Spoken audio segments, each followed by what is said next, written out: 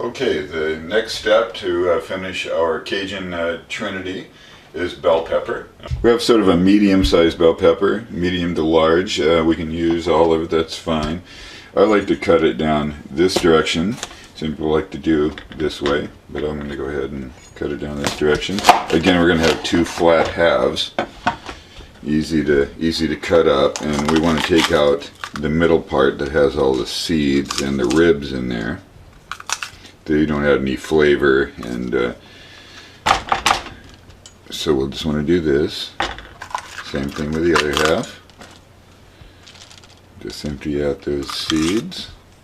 I've already washed these. You definitely want to wash them because of pesticide, things like that, but you want to do this. And then I like to use cutting it from this side rather than this, because you can see the blade can really slide off even though your knife is really sharp. Go ahead and use this side and just cut them into strips.